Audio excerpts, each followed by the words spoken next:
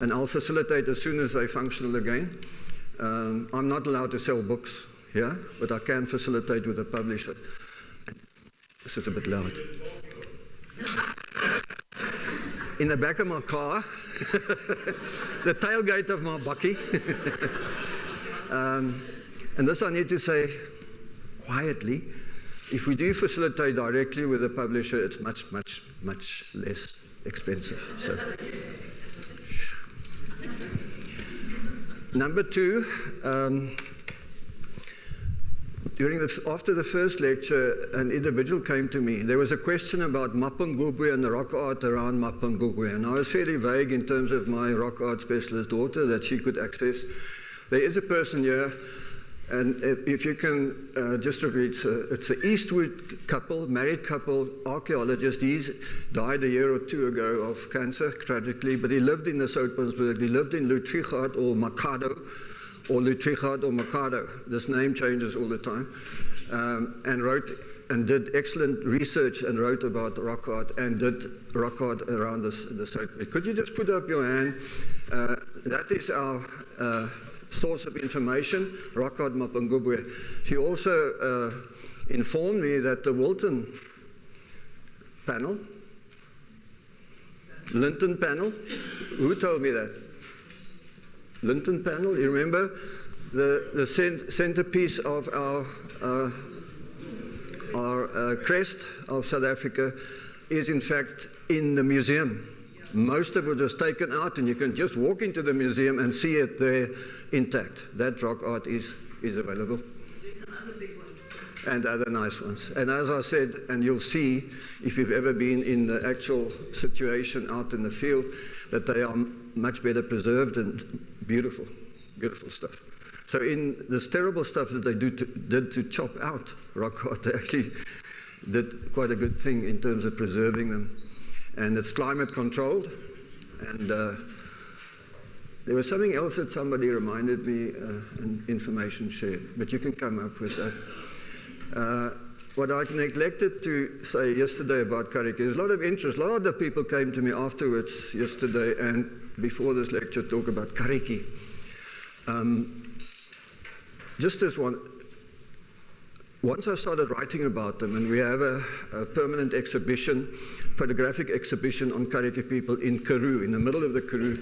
It's a permanent photograph. That draws a lot of attention, and also now that people are writing about them. So various groups came out to do documentaries from Germany, ARD1, the biggest channel in Germany.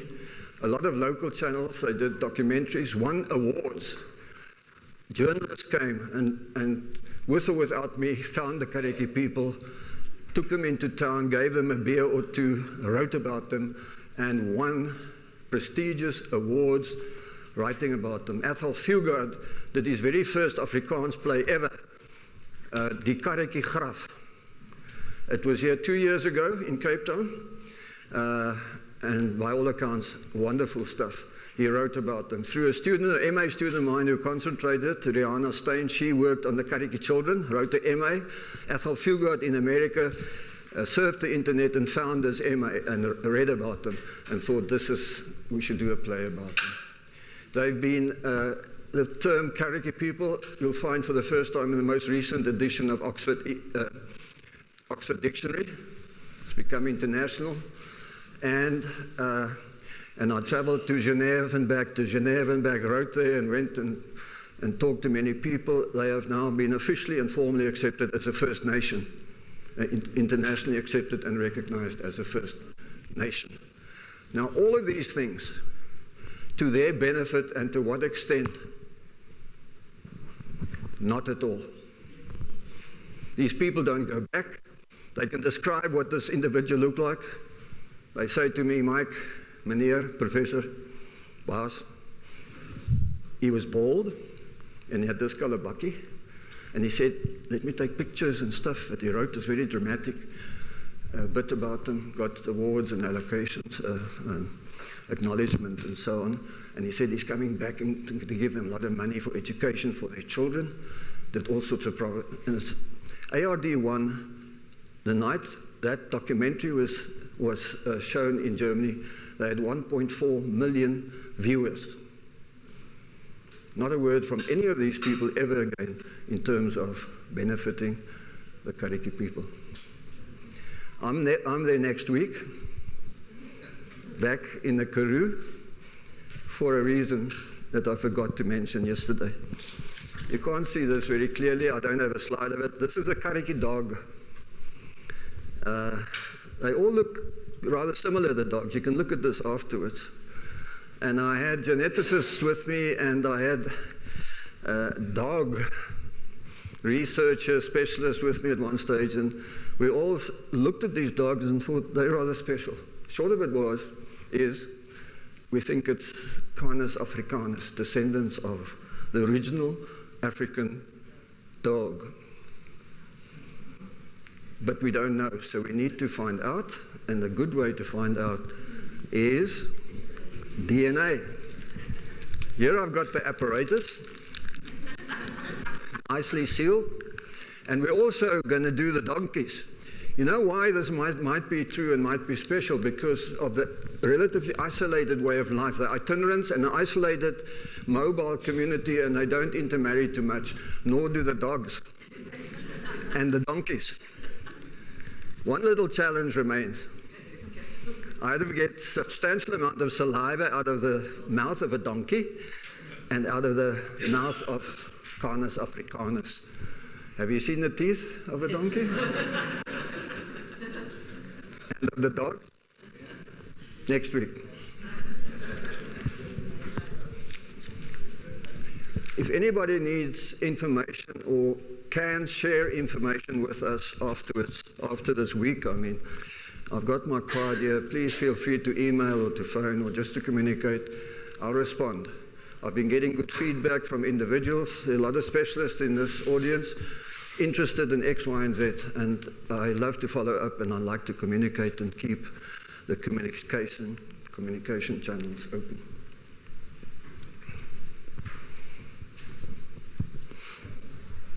Yes, sir. Madam, sorry. I wanted to know who's doing your genetics for you on the dogs and donkeys. I'm doing the sampling. And I wear gloves. Not surgical gloves. I need better stuff, you know. Karina Schlebusch is her name, and Mario, a doctoral student assistant. They at Uppsala University in Sweden. She's a postdoc, ex-student of ours from WITS, from the genetic center there. In one audience, I had a slightly similar question. I said, what's wrong with our geneticists in the country? Why are you working with Sweden? Why Uppsala University, all over there? What do they know about Africa? Why do they want to do Kariki people, Esekwa people in the base?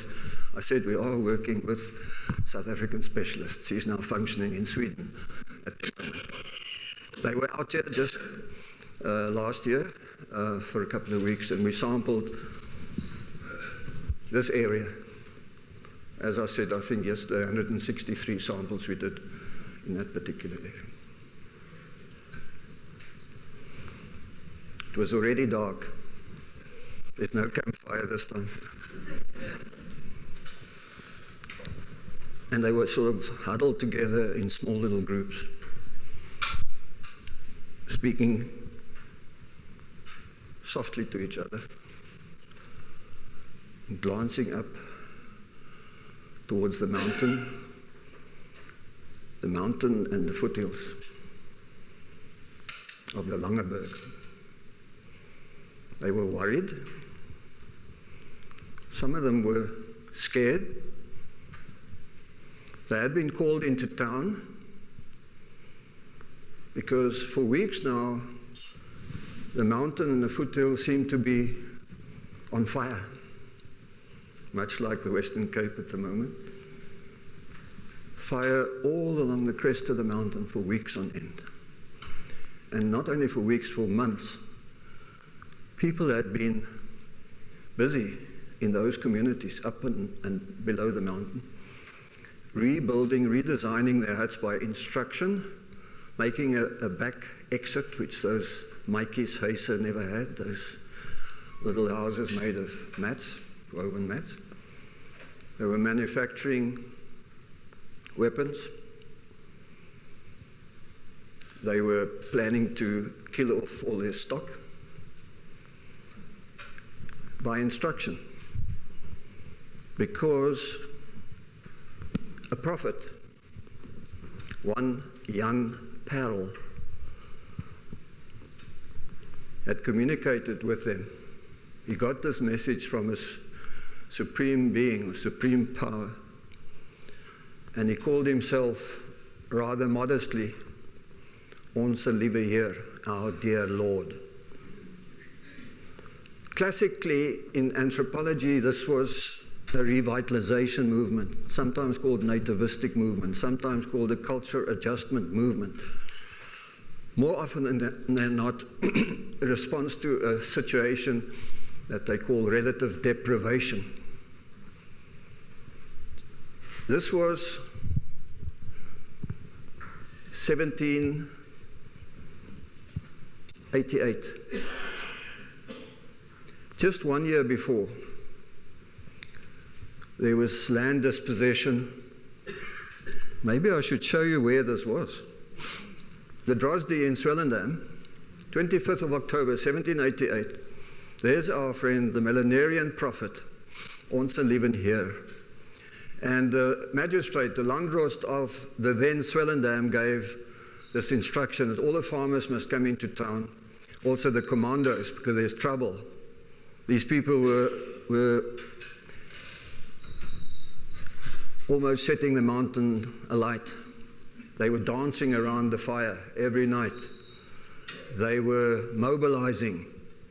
So this Landdrost onkruid, those of you who understand any Afrikaans will understand the symbolism of onkruid. It means weed. Onkruid said, all come into town. We need to defend Swellendam. These guys are coming for us. Relative deprivation. As I say, land dispossession, 1787, just 1 year before that at Rivier Sonder End. Those of you who travel the end too, it's only about 40 kilometers from Swellendam. Land dispossession took place. The 1713 and 2 further epidemics of smallpox had taken its toll. Entire communities were decimated by the smallpox, etc., etc. Land encroachment by pioneer farmers, incrementally up the coast and into the interior, the east coast in this case. So this, in terms of analysis, formal anthropological analysis, ideal situation for the initiation by a prophet of a millenarian or nativistic or revitalization or cultural adjustment movement to address this very negative situation in that community. It's happened all over the world. It's happened throughout history. One, Adolf Hitler was a wonderful example of a cultural adjustment, revitalization movement. And always these leaders are remarkable individuals in their own right.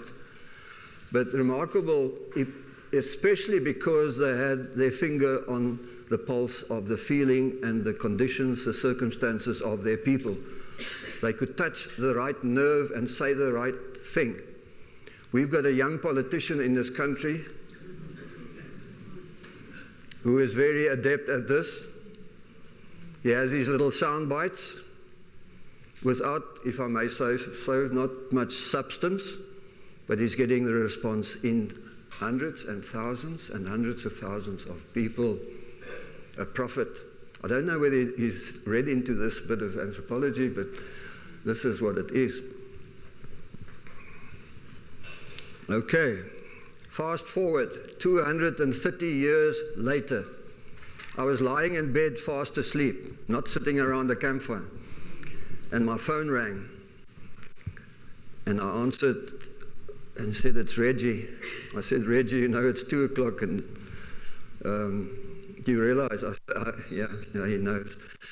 I had just given him the previous morning a research report on the Hessequa people, the area between Swellendam and Riversdale, or more accurately, Albertinia and Stormsvlei. That was the area that the Hessequa frequented. And I say frequented, not resided in. They were pastoralists. They were mobile people. They were moving around that area. I done work in that area. Let me start at the beginning. I was invited by the Essequa Archaeology Association in Still Bay, asked to come and talk there. So the first question I said, wow, Essequa. It used to be the Langeberg, I think, municipality. Why is this called the Essequa Municipal Area? Includes Riversdale, Albertinia, Still Bay, Melkoutfontein, little coloured town near Still Bay, Heidelberg, Slangrivier. That is Essequa. And why Essequa Archaeological Association?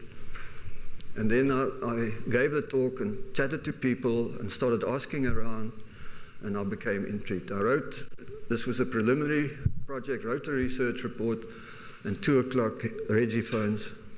He says, Mike, I've got a problem. I'd given him this report the morning before. So I thought, oh my goodness, what have I now said or done or written? Because he's quite an active and prominent member of that community. And he said that he couldn't put it down. He's read it from cover to cover. And he thinks it's a wonderful way of opening up a window onto the lives, the history, the heritage of these people. He literally said, die lig het opgegaan. There was clarity, he said to me that night, that morning. Ek is 'n mens, ek is 'n koi. I am a person, I am a quen. I'm a koi. Now, Reggie Busak today is the stamhoof of the Essequa, the chief of the Essequa. Does Busak ring a name? Ring a bell? Quite correctly so. That guy is his brother. They're 4 brothers. This is one, and the well-known one is another, and then there's another minister. They're all men of the cloth, except one, and they've got a sister as well. As was Reggie. He's now the acknowledged, formally, leader of the Essequa people. Back to 230 years before, around the Drosdy, these people standing around, and the magistrate, the Landros, talking to them and said, you know, that guy, Jan Perl, is a Zot. Z-O-T means he's mad, he's crazy. As it turned out, and this carried on for months and even years, and he ended up, nobody knows where, then came to the fore again, eventually at Genadendal, the mission station. It was then called Babiaanskloof, where Georg Schmidt, the missionary, was active. We'll get back to that just now. And then even in Stellenbosch, he settled there. But it was an unsuccessful revitalization or millenarian movement. It fizzled out. But the reasons were real for this attempt at redress and addressing this.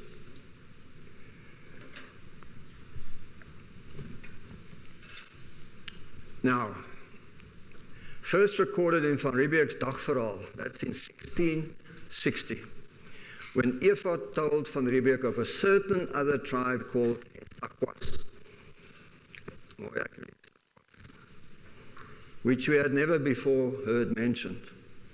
And 17th century travelers like Sergeant Peter Kruithof, 1667, was bartering with a new nation towards the east, about 14 days from here, and near a large river. These were the Essequas who grazed their herds beyond the Stormsvlei on the Sonderend River, along the Brede River, that's at Swellendam, as most of you know, and even as far east, at least, as Riversdale. Now you can see the old wagon route on that map. This is the area we're talking about, and that is where they function. Now with this sort of Still Bay experience of mine, talking there, hearing about Essequa and so on, I was intrigued and stimulated, and what I ended up doing was to walk, to hike, to climb, to crawl, to bleed in that region, looking for the spoor, trying to follow the spoor, looking for evidence of these Essequa people. And it was easy to find. Although they're also forgotten people and even invisible people, their spoor, their track is very evident if you know what you're looking for, if you know where to look for it. Examples of early travelers, I've got a whole lot there. Peter Kruithof, 1667, Olof Berg, 1682, 1683, Schrever, 1689, Jan Hartog, 1707, you can carry on like that. Now, if you cross the river, just on the other side of Riversdale, you'll see a sign that says Goukou. That was the early, most powerful and most influential chief of all the Khoi in the eastern region of this country. That is now south of the Gourits River. Incidentally, if you're looking at boundaries, not only the current towns, the rivers, the one is the Gourits River, and the one in the south is very roughly the Brede River. It's between those rivers that these people moved around. Now, Goukou, if I may say so, that river was appropriately and properly renamed not so long ago by the Riversdale, now Hessequa municipality. It used to be called the Kafferkuils Rivier. It's now Goukou, named for this great chief of the Hessequa. And Goukou, it's incorrectly spelled. I've told a series of 2 mayors already in Riversdale of the Hessequa area, they're spelling it incorrectly. But Goukou, the name of the chief, means black or dark. He was also known to the Dutch as die Swart Kaptein, the black chief. It also has an implication of fat or fatty, not obesity, but well off, opulent, most cattle, most influential. And at Riversdale, there's a river still called the Grote Vette Rivier. It was renamed by the Dutch, but before that, what was it called? It was called the Goukou River, before they named it. And you know, close to here, of a place called Botrivier. Same chief, same reason, bot, botter, butter, vet, fat. Goukou, right here. Because they did move this far, beyond their traditional area, for purposes of trading cattle. Goukou. The Dutch called him the oude heer, the old gentleman. And his son, Hatqua, that's a difficult one. That exclamation mark and the Q are 2 different clicks. It's very difficult to combine it in a Zwarte jongen. They called him also the black young man of the black chief, the dark. It's by virtue of the rivers, the Botrivier and the Vette Rivier, if you looked at them and if you've traveled the old passes through near Nature's Valley and that and looked at the rivers or streams, my children used to refer to the Coca-Cola water. And it's because of the vegetation and the color of the water. There's no other implication, really. Van der Stel, the oldest chief and most powerful of all the nations. This you will remember I used in the first lecture just to indicate this was by Kolb or Colby in 1731 already. Already an early indication of distribution and people they found. Quite inaccurate. You remember I pointed out the Hessequa right up there, and Mossel Bay is down there. They weren't ever that far north. And I'm saying that advisedly because sometimes they sent a small group of people to make contact with us. Some of them might have been there, but this was not the sort of core part of their area. And Koopman and Gunjaman were leaders of other Khoi communities at that stage. That very left top, Susakwa, that refers to Bushman, the son, the early son of that area, that these people used that term to refer to. So now a nice title to that, a new map of Cape of Good Hope. There you are. If you're disoriented, get hold of this and you'll be okay. A slightly better effort from Gilumi and Mbenga. It's a nice volume on general history of South Africa, a glossy, hard-covered, the new history of South Africa. And this is by Elphick, the historian. He's now back in the United States, did wonderful work on the history of the Khoi herders. He's got one very nice book called Kraal and Castle. You can maybe look at that. Elphick, the historian. Accurate. Let's have a closer look. We're right here where we are. They called, as a category or a group of Khoi, they called them the peninsulars because they were around here in the peninsula, and they were the Khorihaikwa, Kona, Khorihaikwa, and the Khorakokwa. And then as you go up the coast, Chainokwa, the east coast, I mean, Chainokwa, and then the Hesekwa that we now talking about. Then at the Gouritz River, Gouritz, like in Gourikwa, and then as you go towards Port Elizabeth, Damaskwa. Inland areas, not much about the Griqua yet. Why? If you look on the west coast, you can see Kochokwa. They were there, closer to Cape Town or Table Bay or Table Mountain. And then you see Gourikwa. Eventually, and this is, somebody spoke to me this morning from Piketberg, who had spent a lot of time in Piketberg. That is where the Griqua actually originated. But as a rather motley bunch. At that stage, there were cattle rustlers and all kinds of nefarious sort of activity-wise people in that area. And a missionary once suggested to them, said, look, you need to identify. And these people started calling themselves Gourikwa, Gourikwa, and now Griqua. And they are at Griquastad, mainly, near Kimberley in that area. But then they moved. They had their own great trek and moved to Philippopolis, southern Free State, until they lost their land through a single bottle of brandy. They'd give away most of their pasturage to the pioneer farmers at that stage, and then followed the next great trek to Griqualand East, near Natal. And Kokstad, one of the main towns in that area, for Adam Kok, their leader, their chief at the time. So the Griqua have been all over. But they hadn't settled down then yet. They moved on again, at least one house or one branch or one faction of the Khoi moved to just 10 kilometers from Plettenberg Bay at Kranshoek. That's one of the main Griqua houses is at Kranshoek under Le Fleur, their chief. So that's a bit about the distribution. Now, where did they come from? This is a massive debate, not only in my discipline, certainly historians for much longer have been speculating about this, and also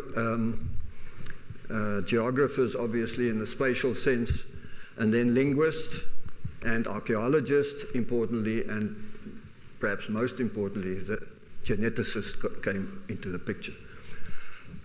Various theories. What they all agree about, that the first migration originated in what is today northern Botswana. And that's also where they had contact, effective contact with some of the local hunter-gatherers who were already there, like they were in South Africa, the San or the Bushmen. And that's where the Click came from. They got much of the Click language from those local people and then started migrating south. Again, I need to just remind us to what I said on the first day, not migration like a massive, rapid movement of lots of people south. It was slow and incremental over generations and over centuries and even over thousands of years. This started 2,000 years ago. They started moving south. But which route did they take? Oh, let me just say this. Were they actually the pastoralists with cattle who came down and sort of started pastoralism for the Khoi in all these areas in South Africa, up the East Coast and in Esekwa area, or was it the practice of pastoralism that was passed on from one group to another and eventually ended up in the south? It's fairly clear now, according to the geneticists, they've been studying the genomes of these people, particularly the Nama or the Namakwa, and it seems that lactase or lactose persistence is the key to all of this. All over the world, people have or have not, in adulthood, the ability to digest milk properly. Pastoralists have this digest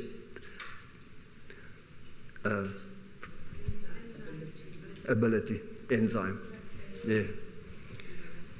most other people from after the age of about 6, 7, maybe 8, lose that ability. And here we have that allele, as the geneticists say, it's there, this ability, this enzyme to.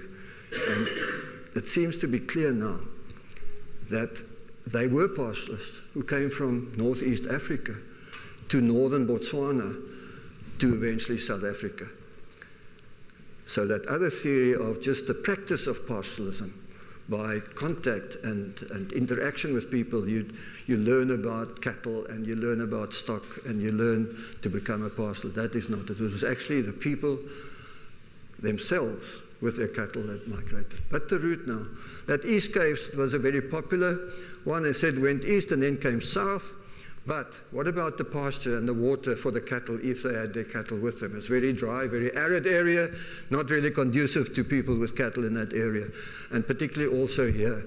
This other possibility, due south, not a bad option, particularly as you come to the Orange River or the Gariep River. There's water, there's pastures, and then they moved, and they, in the folk remembrances of the Korana people, it's documented, they said, our people moved towards the west, towards the big water, and they migrated towards the west coast along the Orange River and then south into what is now Namakwa land, and that's where they stayed. The Groot Nama, or Groot Namakwa, and the Klein Namakwa, two communities of Nama who came down, and some went further into that, possibly. But what about all these in the east coast, southeast coast over here, including the Essequa people that we're looking at? They came south, and it seems that a nice option would have been right through the Karoo. But it's arid, it's dry. We saw yesterday. What about pasture? But there's the Sekwe. Remember the famous Sekwe River of yesterday? Where the pioneer farmers went up the Sekwe River with their horses and everything else, and eventually they stocked to settle as pioneer farmers in the Karoo. So possibly these early Khoi came down that river. And what makes sense to me, I might even say not even as an individual, just looking at all the evidence, genetic evidence, linguistic, archaeological evidence, all of that. As you move from east, Damaskwa, Chorikwa, Essequa, down to Chinokwa, these people down the coast, in terms of seniority of these communities and the chiefs like Goko, he was one of the most senior chiefs in the east. As you move west towards Cape Town, they become less senior, which seems to fit with the practice that they had. And now back to the migration. It was slow and it was incremental. A little clan or a little group might just split off and go further looking for their own pasture, or there was a matter of disagreement in terms of leadership. A headman under the chief might say, okay, I'm taking my little group and moving off. And that's the way that they eventually ended up there and established other communities, from more senior to less senior. But this lactase persistence thing is a very important and interesting contribution to this whole matter.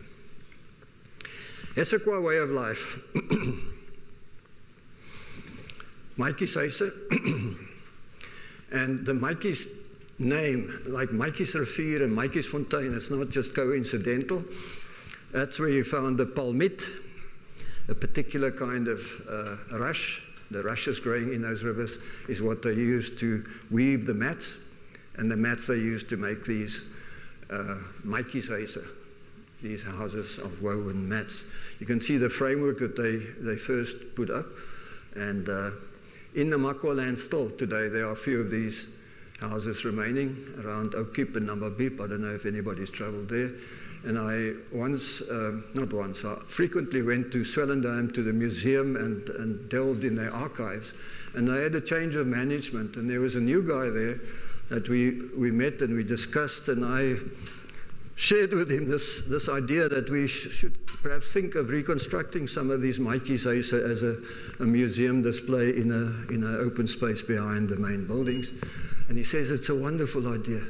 And I say, I've got, I've done research, I've got all the exact measurements, and it's the species Spinonium, these rushes, I can find the right plant and the leaves, we can do all of this stuff. And he said, Mike, that's interesting, that'll be helpful, but maybe I can also contribute a little bit. I said, wow, okay, that's going to be nice. He says, I grew up in a Maatjieshuis. He was from Namaqualand originally, and his grandfather, as a young son, he used to live with his grandfather. It was this biggish one, the Maatjieshuis, and then he showed me, pulled out pictures. He said, look, this is my grandfather's house. There's me standing next to grandfather.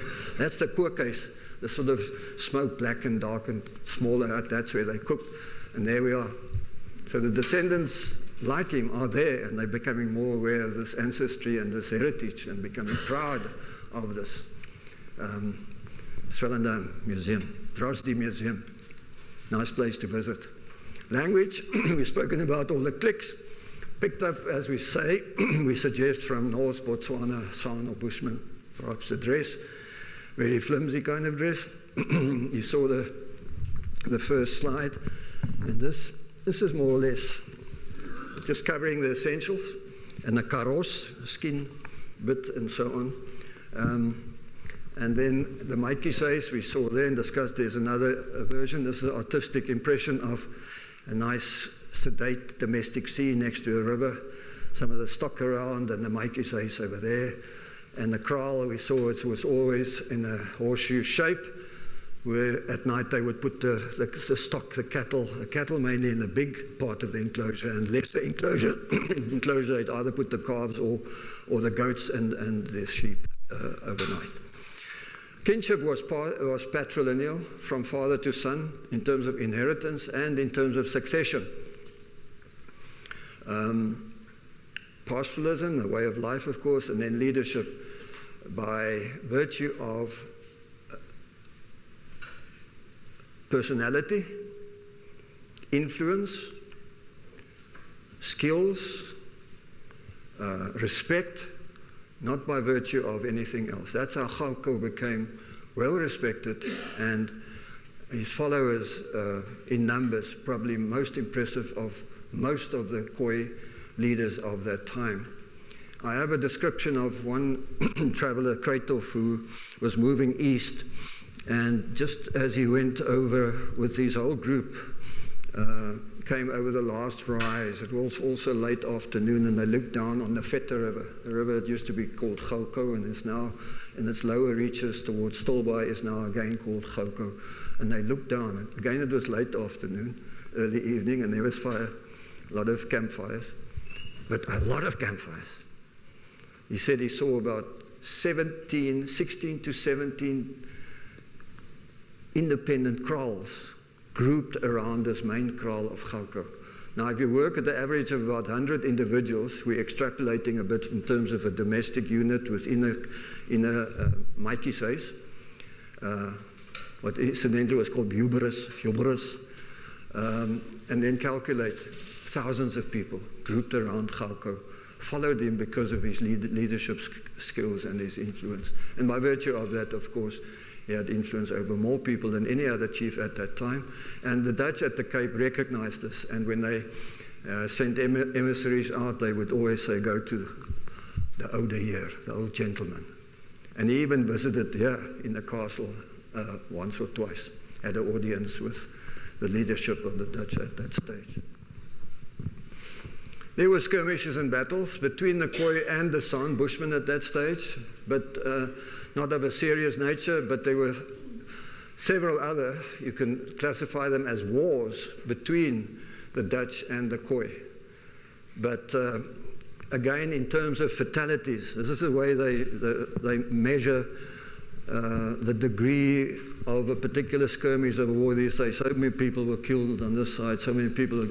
If you take that statistic, the skirmishes and the so-called wars between the Dutch and the Khoi weren't all that significant.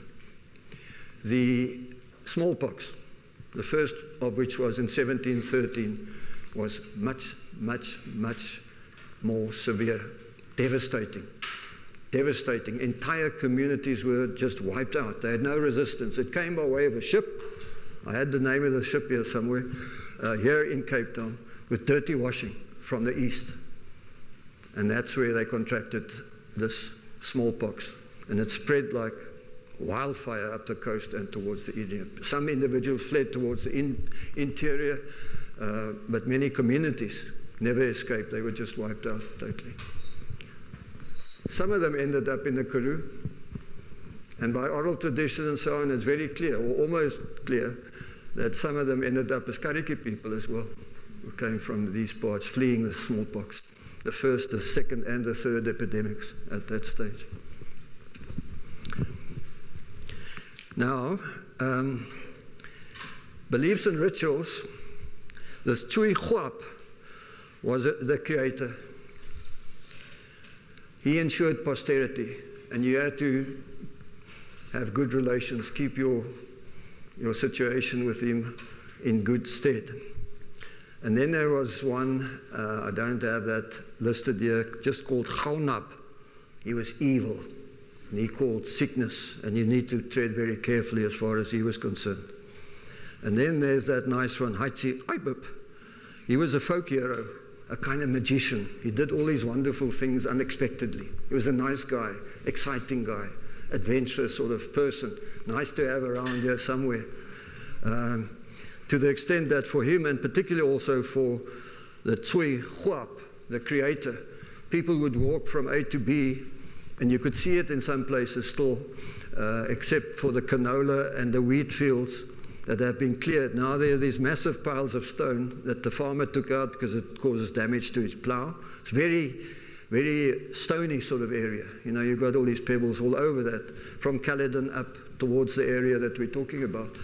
But they used to walk for, and the belief was you must pick up a stone, and as you pass that particular spot, you just put the stone on this little pile. And these huge cairns of stone were created by passers-by who were paying respect to those people up there who are looking after them. Not people, those spirits who are looking after them.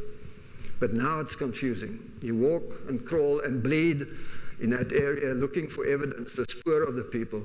You find recently created such a need to distinguish. The archaeologists have warned us, and some excellent work was done just outside Swellendam on the Breda River.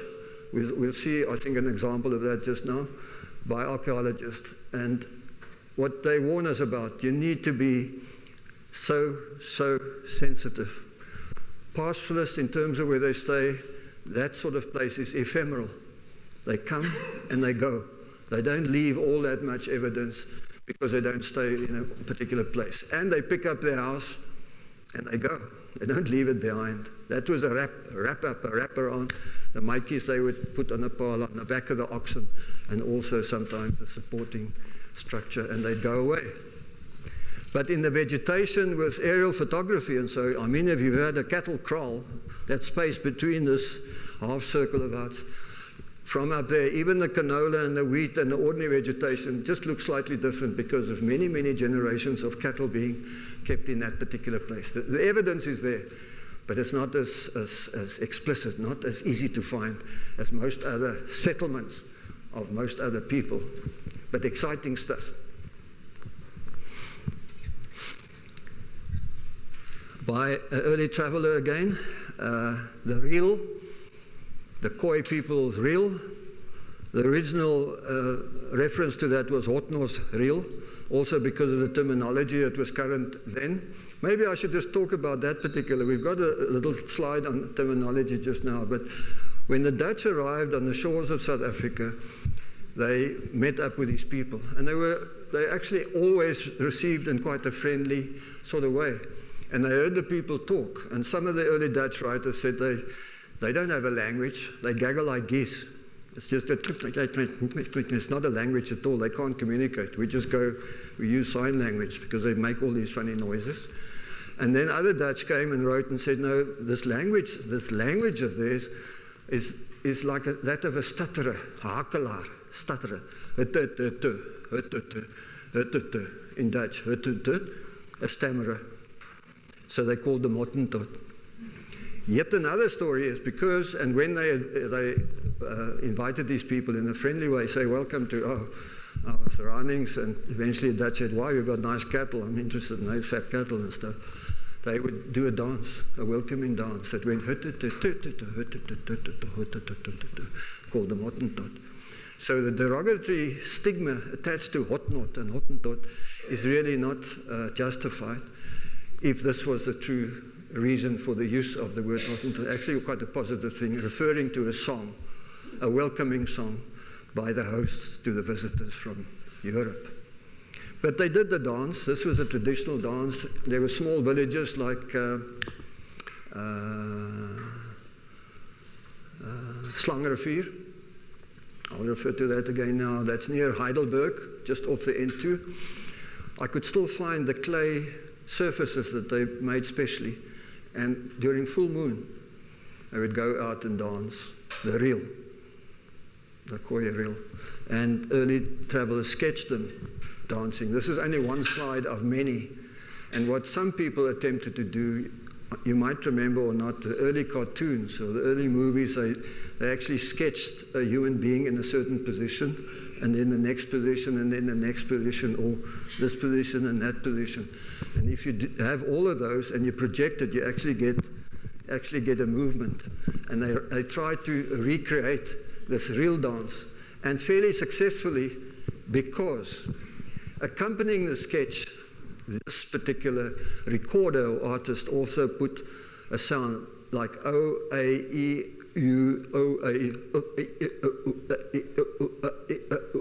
you can actually recreate the rhythm of the dance. If even just some of this is accurate, that they did at that stage, then the reel that is danced now, and there are competitions of the reel now in this country, which is good and it's wonderful, and they've gone overseas at a folk dance competition. One group that won on an annual basis in Paarl, they have this competition of the reel groups, the Stoftrappers and the others. They've got all these names, and they compete doing the reel against each other. The winning group went over to America to a folk dance competition and won 5 out of the 7 competitions with that reel. But if this is only partly accurate, then they're not really dancing the reel anymore. But it is a rather special dance that they are doing.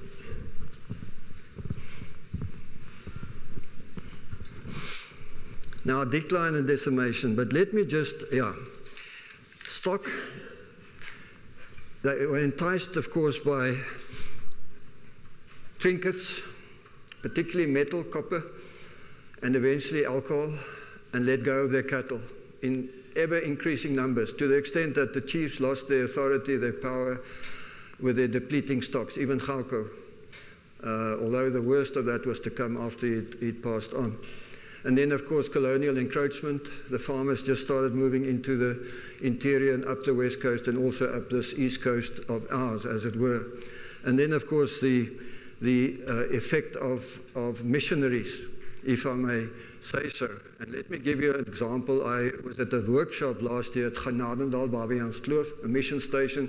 These wonderful old buildings that Georg Schmidt and others had put up there. They take you on a tour, even if you're attending a conference or something, and they took us a tour, and they took us straight to a cemetery, a graveyard, with all these missionaries. Missionary so-and-so, and the wife of the missionary, and the child of the missionary, only 6 months old, died in whatever the case may be, and a wonderfully kept, impressive graveyard. And we walked out there, and everyone said, "Ooh, thank you for that tour." And anthropologists said, "Ooh, thank you for that tour, but where are the people who really stayed here in the first place? Where are the people that the missionaries came to tend to?" And they said, "Oh, sorry, there's another graveyard over there somewhere, just beyond that hill." And I said, "If you don't mind, I'd like to see it." So we again walked and climbed and crawled and bled and found this overgrown, massive graveyard of deceased Hesekwa people who were ministered to by the missionaries. But the extract from one of the things and the response and the effect of the mission task. And I say this with respect. There was one, Magdalena, the Dutch called her. Her real name was Vetge de Keye. You can see I refer to her there. In the 1700s, she was the first female to be ministered to, if you like, by the missionaries at Genadendal, by the Moravian missionary George Schmidt. This was exactly in 1737. And this is what she said. It was recorded. And all that remains of her and her presence there is a little plaque in a corner of one of the yards there. Schmidt wanted to teach us things like how to live off vegetables, and he did not want our small number of stock or to take our land like other white people. But at Genadendal, everything was not enjoyable. I learned to read and write more quickly than the others, and the other women became jealous because of this. It was very difficult to give up my beloved New Testament, but I want to cry my heart out with my people. Then we danced the reel again, and we sang the songs of our ancestors. More and more I noticed things that bothered me. For the Reverend, all was koi conditions, and they were wrong. He used to shout, sin, it's all wrong, these things that you are doing. But Chachmas and Klatke took their babies, according to our Hesekwa custom, to the nearest hill and showed them how to stretch out their little arms. We showed them which one is our clan's star mother. Everybody then sang, O Tsui Chuap, give us rain so that the fruit and bulbs in the veld can grow. Give us a good year. I could see that the missionary did not approve of this at all. We could not even dance when the full moon appeared. So it was really hard to accept the new faith with my whole heart. She was the first female evangelist ever in South Africa, and this is a little extract of her particular experience. Then, of course, as I've said a number of times, the disease and epidemics caused devastation amongst these people, 1713, but also again 1755 and 1767. And then, of course, dispute protest because of land dispossession. Just as a matter of interest, I'm just staying down the road in a little hotel on the banks of the Liesbeek River. How far would the Liesbeek be from here? Just a few hundred yards, maybe 1,000 or 2,000 yards. The first formal land dispossession in the history of South Africa took place just 4 years after Van Riebeeck landed at the Cape, and it was on the banks of the Liesbeek River. Now this, in later years, became a massive force in the lives of these people, as people, farmers, pioneer farmers, started moving up both the coast, but also to the interior. Of course, there was conflict. We had Jan Parel, Onze Lieven Heer, our dear Lord, and his efforts at response to land dispossession and everything else. But having said all of this, disease, conflict, the epidemics, encroachment on their land, all of this fades into insignificance, in a sense, when compared to the depiction, the description, the documentation, what I call the writing of the Khoi, the writing of the Khoi, the way they were written out of the history or the way they were written into the history. It's a kind of epistemic violence in the real sense of the word. No comment. Sarah Bartman, taken to London and Paris, displayed in a glass case for those Europeans to come and Google at her. She was asked to pose in exactly that sort of way, and even asked to turn around and take different positions so that these Europeans can have a good look at her genitalia. This is what happened to some of these people. This is an extreme example, of course. She turned eventually into an alcoholic, and there's now a monument to her near in the Langkloof, near the little town of Hankie. Okay. Now, the earliest voyagers came here, these visitors who were danced to, were received quite well, but they looked at these people with jaundiced sort of eyes, insensitive ears. You heard what I said. They didn't hear, they couldn't understand this language. And they described these people, described what they looked like. They described the way they dressed or didn't dress, their diet, their language or non-language, and even the way they smelt, their odor. This is what the early depictions of these people were. And for just 10 years, the Dutch called the Chinokwa. The Dutch called the Hesekwa. Just 10 years. And then they started placing them in a category, like we discussed the other day, of colored, in this case, Hottentots, Hottentots. They no longer use the terms, their own terms for themselves. So they were put in inferior status and eventually in servitude as this category of people called Hottentots. Okay, perceptions and depictions. I won't go into all that much detail there. It's a question of freedom of movement. They no longer had cattle after a while. They ended up as servants on farms. The legislation bit and the colored thing we'll discuss in our last lecture on Friday, just to try and pull all these things together. And of course, as I said just now, they also became proselytes at mission stations like Turkije, but they were also recruited into the colonial military, lost their identity and became servants in every sense of the word. Those are the terms I mentioned. Loshotnot is still used by some individuals in the Karoo today, meaning a person looking for work who is not into a permanent position or employment, and Loshotnot is available for occasional or a job or two. Now, I looked at some of our literature as in this regard. Like this, it was a bilingual dictionary by Bosman et al. In 1970, went into seven editions, and it lists Hottentot as meaning Hottentot or Cape Coloured. A standard history text, this is Muller, the editor, 1980, also a third edition, which was widely prescribed to both English and Afrikaans at both secondary and tertiary level students, and still used the Hottentot term throughout. And then a text by L.J. Venter, a man I have great respect for and his writings. He called it, this really influential book of his, Coloured, a profile of 2 million Africans. Now, it's a sympathetic kind of writing, but he has a section called Hottentot Origins of the Coloured People.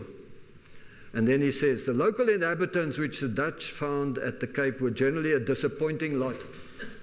There was little industry amongst them, the Hottentots preferring to wander about with their fat-tailed sheep and cattle. Now, what else do pastoralists do? What else do stock farming people do?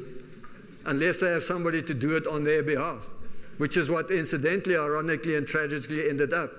They no longer had their own herds, but they were looking after their cattle belonging to the farmer now, and still just walking around looking after the cattle. Prominent American anthropologist, a colleague of mine that I met once, he was fairly well respected. He called it Africans an ethnological account, and he said this is to reach new levels of insight into African society. In a chapter dealing with African subsistence and production patterns, he indicates that cattle raising without agriculture amongst the Khoi or Hottentots would have grouped them with the Herero, that's the Namibian people, amongst others, except for differences in racial type. However, the Khoi have long since disappeared. Mr. Schneider. Let's just look at some of these terms now. I've a number of times referred to the proper spelling of Khoen, meaning, let me give it a 2017 meaning, eminent people. The Khoi originally meant men of men, quite chauvinistic.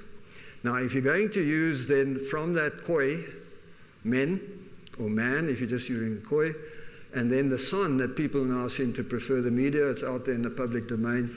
If you use Khoisan, what you're literally saying, man without cattle. If you're just using San, you're saying people without cattle, and you're implying thieves, because they didn't have cattle and they stole the cattle of the Khoi. So the Khoi called them San. The San never called themselves San. They called themselves Tan or Haikum or Kung or Bushmen more recently. Every single community and settlement that I've ever worked in or visited, and even the descendants of, like the Kariki people say, we are Bushmen. I'm not saying that we should push, because Bossisman, Bosheman, that's what that's where the word comes from. And they will also just categorize, say, these little guys from the bush, Bossisman, Bosheman, Bushman. Not saying we should promote that word, but this is the word they're still using for themselves. The best call is to use the actual original word of that community, that term that they use for themselves. For the Karoo is Kam, the descendants of, or Klung in Namibia, Haiklung, Namibia. Those are the people.